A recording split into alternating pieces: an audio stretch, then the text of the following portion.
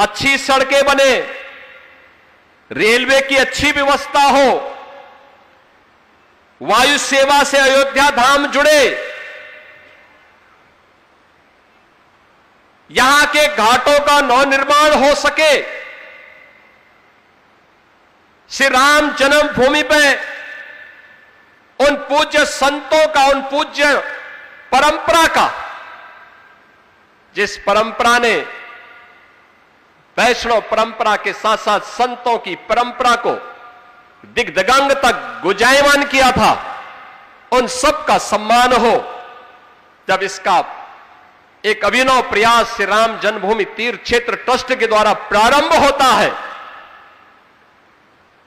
तो ये प्रहार होने स्वाभाविक थे।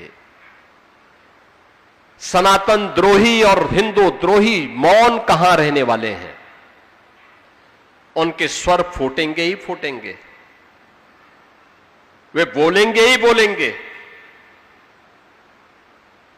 हम लोगों को भी कष्ट हुआ था घटना, जब चोरी की घटना सामने आई थी, लेकिन कार्रवाई के बाद इस पे विराम लगना चाहिए था।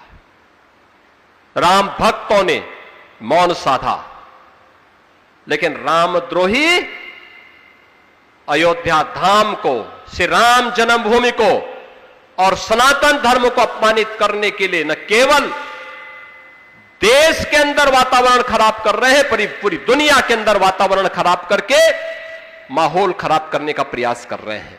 हम सबको इसके प्रति सतर्क होना होगा, इसके प्रति सजग होना होगा, अन्यथा आजादी की जो अधूरी ख्वाहिशें हैं, इसको ये लोग और कुंठित करने का कुत्सित प्रयास करेंगे।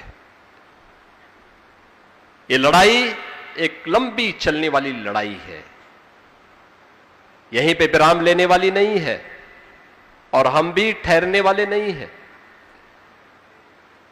हम लोग भी ऐसा नहीं